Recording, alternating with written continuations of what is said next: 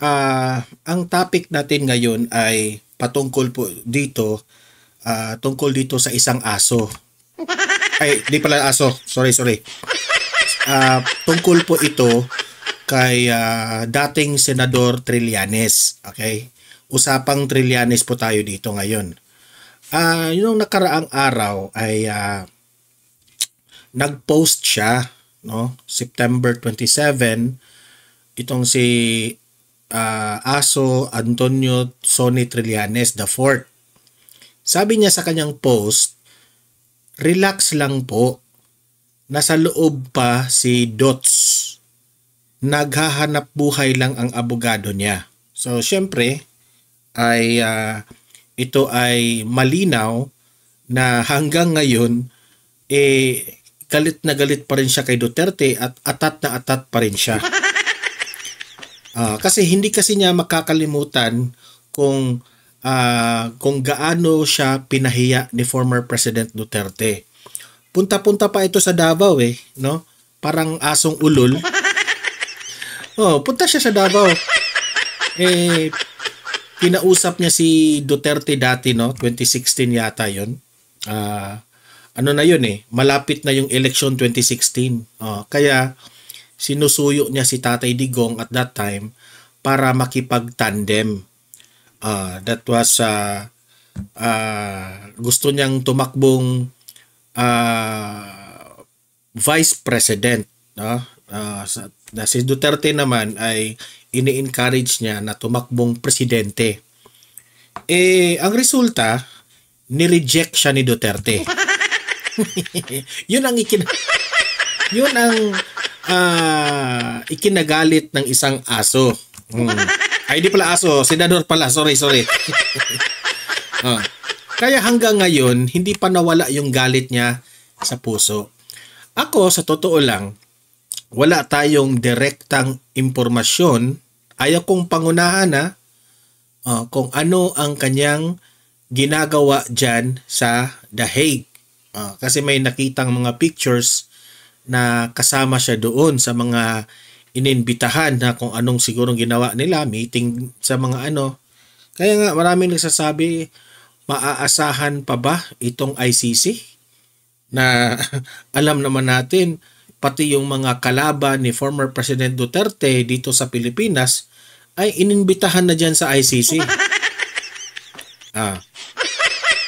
Ako, honestly sa totoo lang, wala na akong dapat pang i-expect sa ICC. Miracle na lang kung itong mga taga-ICC ay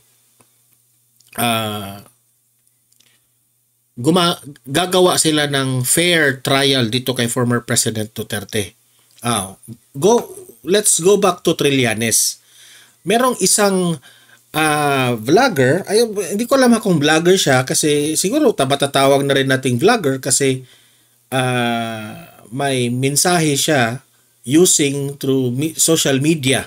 Okay, which is ako rin, while I am listening to this vlogger na ito, na-realize ko tama talaga ang kanyang sinabi.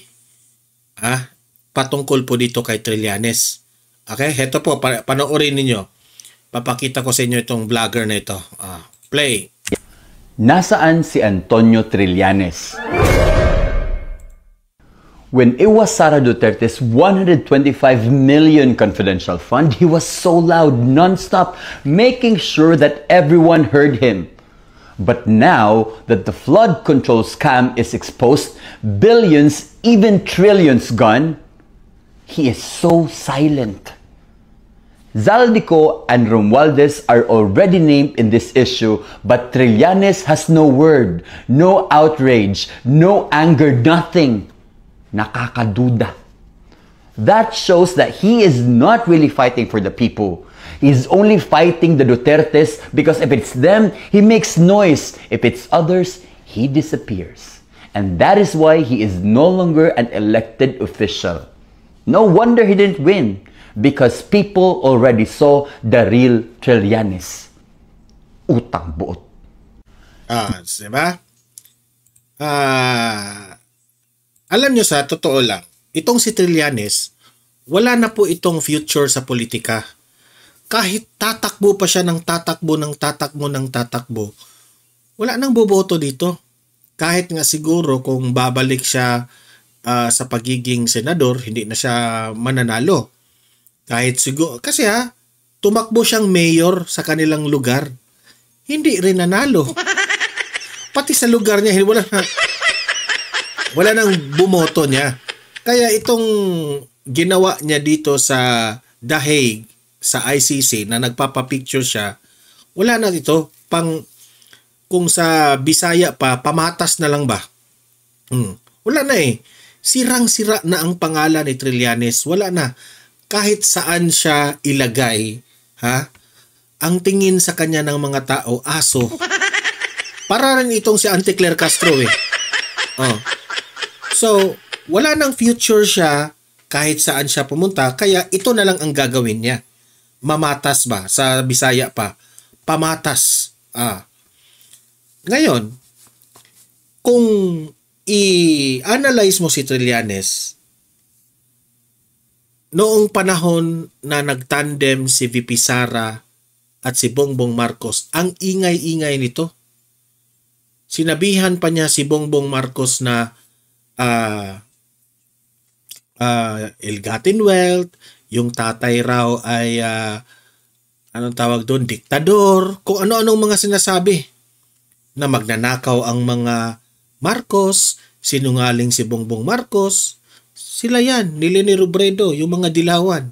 Nakisabay rin siya. Diba? Ngayon,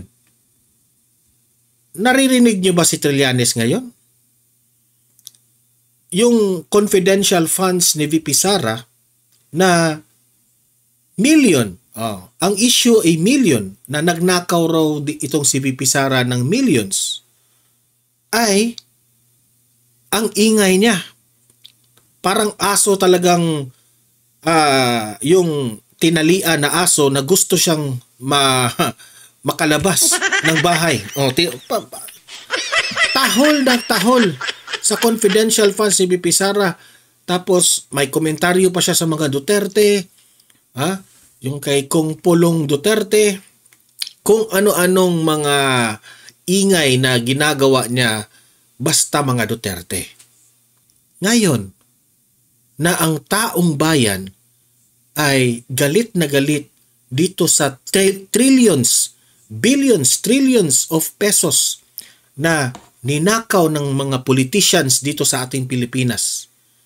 Sa mga issue ngayon ng mga district engineers, dito sa mga contractors, dito sa mga senators di umano, dito sa mga congressman di umano, na ninakaw ang pera ng taong bayan. Bakit ni isang tahol ni Trillanes wala kang maririnig? Di ba? Wala kang maririnig. Kaya pala, I understand bakit hindi ito manalo-nalo kahit sa lugar niya. Hindi manalong mayor, hindi manalong congressman, hindi manalong senador, hindi manalong vice president kasi nangarap rin. Wala. Alam niyo ba kung bakit na hindi siya mananalo? At sinusukan na siya ng taong bayan? Kasi sobra na po siyang obvious at halata na ang kanyang pagtakbo ay para lang sa kanyang sariling interest. Hindi po interest ng Filipino people. Yan ang dapat yung tandaan, mga taong bayan. Bakit minahal ng todo ang mga Duterte, VP Sara and FPRRD? I am referring to them. Bakit minamahal sila ng todo ng taong bayan? Because they are running politics not for the sake of their own benefit. Okay? Tumatakbo po sila para tulungan kung ano ang problema ng bansa natin. Tumakbo po sila para tulungan po ang boses ng mamamayang Pilipino. Ano ang boses ng mamamayang Pilipino? Gusto lang naman ng taong bayan safety sa kapaligiran natin. Ang boses ng taong bayan ay yung meron tayong hustisya sa pagiging pasyente sa hospital, na meron po tayong pambayad sa hospital, gamot. Yun lang naman. Basic na ang taong bayan mabuhay peacefully. Ginawa yan ng mga Duterte. Di ba? If we will go back to the basic, ano ba ang purpose natin sa mundong ito? Para mabuhay. Create tayo ng ating Panginoon because He wants to share life.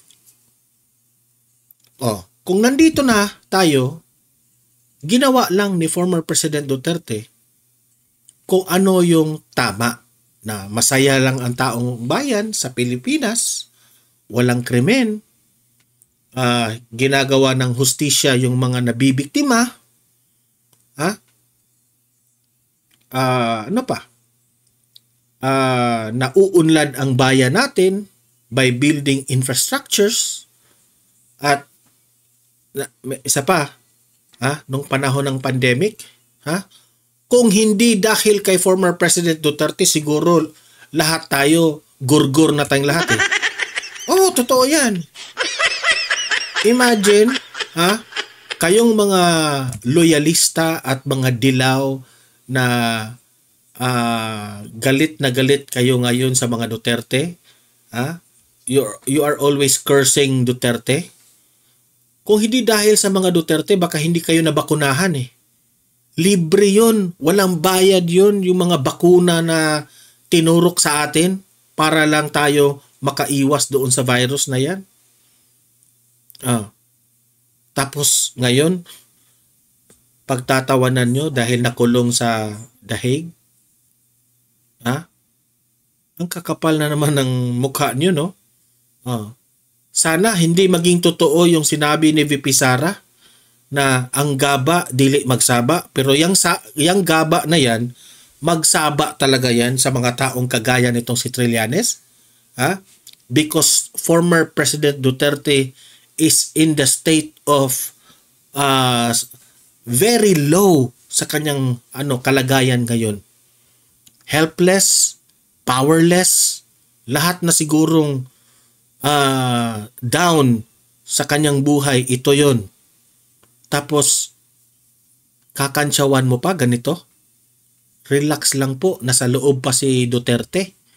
Naghahanap buhay lang ang abogado niya. Wow, Trillanes. Sana hindi ka makarma sa mga pinaggagawa mo ngayon. Yun lang ang aking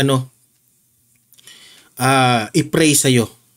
Sana hindi mabalik sa'yo ang mga pinagsasabi mo. Okay? Libre kayo mag-comment, mag-react sa topic na ito. At usap-usap tayo sa comment section. Don't forget like and share this video para marami po ang makaalam na si Trillanes ay talagang isang asong ulol. Okay? At sa mga ngayon lang nanood dito sa channel na ito, consider subscribing this channel. Libre lang po ang mag-subscribe, walang bayad, updated ka pa sa ating mga balita. See you in my next video. Have a great day, have a great night. God bless po sa ating lahat. Mabuhay ang Pilipinas and God save the Philippines.